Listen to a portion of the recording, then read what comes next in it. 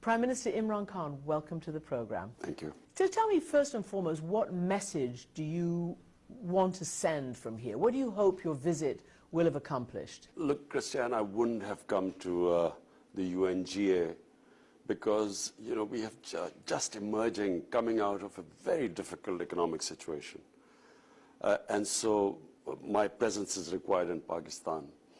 But what has happened in Kashmir is so alarming. And I realize that the world doesn't fully understand what's happening there. And what is happening can only get worse. 8 million people have been locked inside now for 50-odd days. And the world doesn't seem to understand the gravity of the situation. Because the moment the curfew is lifted, there are 900,000 troops there. And I fear a massacre. Indian troops. Indian troops. And I fear there's going to be a massacre. Because, you know, the people in Kashmir for the last 30 years have been demanding the right of self-determination. There have been demonstrations. Last 5 years, ever since Narendra Modi's government came, the level of oppression has increased. There have been United Nations reports on the human rights abuses. You here at the United Nations, both you and Prime Minister Modi are addressing the world.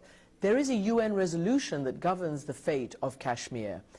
Do you have any hope that might you meet with the Prime Minister of India bilaterally or a pull aside or whatever you do, even if it's not 1,000% formal? There is no question of me meeting Prime Minister Modi or what he's done in Kashmir. This is only a mindset which believes in Hindu superiority, which does not believe that other human beings, other minorities, other religions are equal citizens. Only that mindset could have done this. I mean, how could anyone do this to other human beings? Shut them up for over 50 days. What does he expect? Even animals, if they're shut inside for 50 days, no hospitals, no schools for them, even then the world would have reacted. Why do you think the world is not reacting? Remember when Putin went into Crimea and annexed Crimea, there were sanctions, there was an international uproar that frankly continues to this day. Why do you think the same has not happened when Modi has essentially, potentially annexed Kashmir? Well, I've apprised almost all the top world leaders. I've explained to them the situation. There are 11 United Nations Security Council resolutions which gave the Kashmiris the right of self-determination, and that it's a disputed territory. It's not an Indian territory. First of all, a lot of leaders didn't realize this. But I think even the ones who realize look upon India as a market for 1.2 billion people and trade and so on. And this is the sad thing, material over the human. And you've said that the world appears to be appeasing India. Let's just get one thing right. Narendra Modi represents RSS. He's a life member. RSS was this ideology which came about in 1925, inspired by Adolf Hitler and Nazism. They believed in the ethnic cleansing of Muslims from India. This ideology had A, the idea of Hindu supremacy, and B, hatred against the Muslims. They consider themselves the Aryan race. So this racial superiority ideology, it was responsible for the assassination of Mahatma Gandhi, who they believed was soft on Muslims. It was banned 3 times in India as a terrorist organization. These extremists have taken over India. Now, he is a very good friend and ally of President Trump. And President Trump, in fact, speaks warmly of both of you. And he says that he's had great meetings with you and great meetings with Narendra Modi, and he is willing and able to help and intervene if you should want. President Trump, head of the most powerful country in the world, he's best placed to do something about this. At the moment, he's saying, Narendra Modi, I want to help, but Modi doesn't want it. Why doesn't Modi want it? Because the moment this becomes internationalized, other countries come in and mediate, they will realize that the poor Kashmiris were denied the right for self-determination.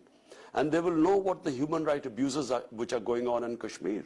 It's massive security forces which have locked in these people. So Narendra Modi does not want any outside people to mediate. He keeps saying it's a bilateral issue. When we try to talk to him, he says, It's a unilateral issue. So we go around in circles. But eventually, and this is my belief, this is what I think I've achieved from my trip here, I believe that the international community will move in. They will have to, because this is going to become a flashpoint. And of course, for people outside, and maybe even for you all inside, everybody's very aware that you're both nuclear powers, that there have been wars fought between you over this very issue in the past, and they're concerned that this might, as you say, become a flashpoint, but a terrible flashpoint. What can you say about what would your reaction be? How far are you prepared to go? Christian, that's why I'm here. If it was just something which would have remained localized between India and Pakistan, even if a conventional war, the world is not really pushed about it. But this can go out of control, and I'll tell you how. What the narrative of Narendra Modi's government is that the Kashmiris actually want this. This whole thing has been done to make Kashmir prosperous and develop. And Pakistan is the spanner in the works by sending in terrorists. They're already accusing us, I think, They are saying it again, the military chief, that 500 camps are being used and Pakistan is mobilizing militants in Kashmir, terrorism. This was predictable. Why are they saying it? Because they want to divert the world's attention from what is going to be a massacre. So to divert the attention, this is the mantra that it's Islamic terrorism. And Islamic terrorism since 9/11 has meant that the world just looks the other way. You can violate all the human rights. You can do anything of those people by calling them Islamic terrorists. That's what India has done, Narendra Modi. My point is, what is Pakistan going to get out of this by sending in 500 terrorists? There are 900, almost 1 million troops there. What are they going to do there? Only thing they will do is that they, on the pretext of going after terrorists, there would be more oppression of the people of Kashmir. And secondly, they will divert the world attention towards Pakistan. And so I have specifically told Pakistan, people of Pakistan, anyone going into Kashmir will be an enemy of Pakistan and enemy of Kashmiris, for the reasons I've just told you. This is the first time two nuclear-armed countries are face to face. If this goes like it happened in February, I mean, we immediately returned the pilot when we shot down the plane, because we didn't want any escalation. And actually the world thought that you had behaved very responsibly in pulling back from that break. And I told the Indian public also, I said, look, if this goes further, it will soon spiral out of control beyond my hands and your Prime Minister's. And guess what, Narendra Modi, once we returned the pilot, his entire election campaign was that Pakistan is so scared of me that they immediately returned the pilot, and I'm going to teach Pakistan a lesson. And this was a trailer. The film is about to start. The whole election campaign was this jingoism, this whipping up hysteria, war hysteria against Pakistan, and he swept the elections. In 6 years, India has changed, and I fear it is going to change even more rapidly. That's why I call it appeasement, because the world should take a stand. You do not, in this day and age, put 8 million people in an open jail, surround them by 900,000 troops.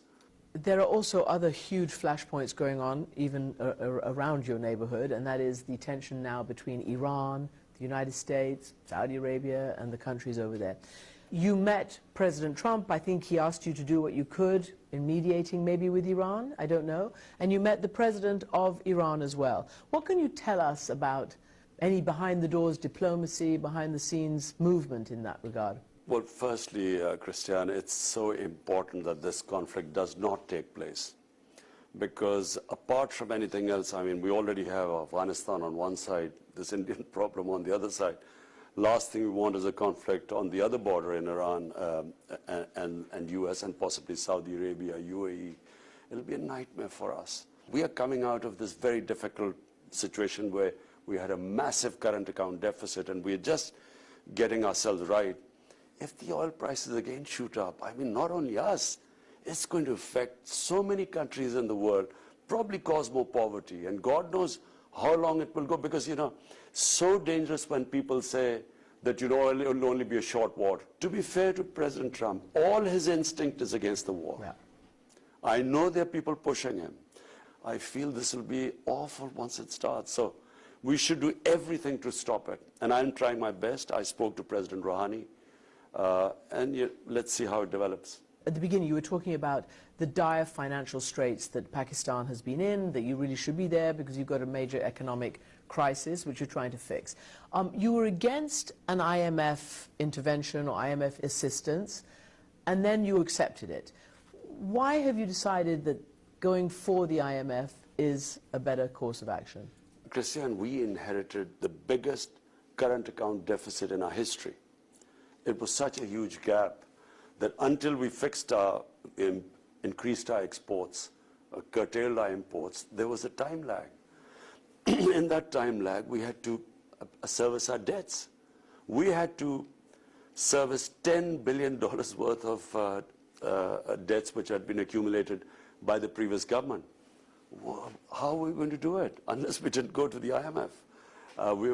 We could have defaulted, they could have been run on the rupee, and the economy could have tanked completely. So we've gone through a difficult period, and mercifully, thank God, our exchange rate has stabilized. We lost 35% value on our currency, which of course caused inflation, which has hurt our people. But at least now we are stable, and the signs are exports are increasing now. The economy is on the mend, country stabilized. So it's a great opportunity now to build on this. Now, we have campaigned for anti-corruption. We come into power. So when this is where the problem starts. Now we are trying to collect taxes because we have to collect taxes, to service our debts. And Pakistan was famously unable to collect taxes. I mean, for years, people weren't paying taxes. So the last 2 months, we have been, by the reforms we did, we have collected record taxes the last 2 months.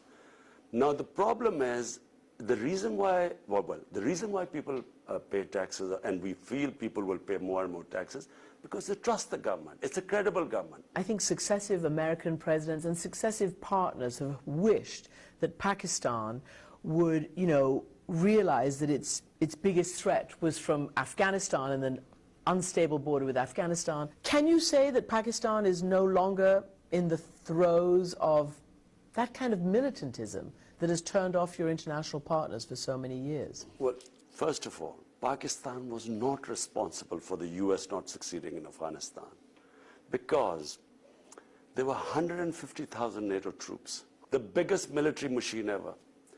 And we are being blamed from them not winning in Afghanistan. And we were always told that the problem is North Waziristan, that's the haven for all the terrorists and so on.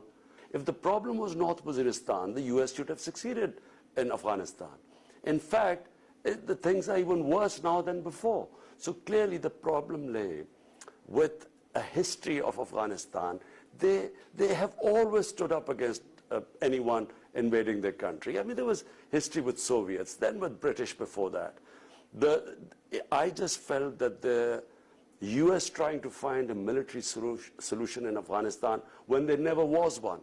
And finally sense has prevailed that now this dialogue had started, and supported by Pakistan, and I feel really sad that in the middle it was scuttled. But I do feel, and we are trying, and when I spoke to President Trump, we are trying to again get the talks back on. Because, as I repeat, there is no military solution. Imran Khan, thank you very much indeed for joining me. Thank you.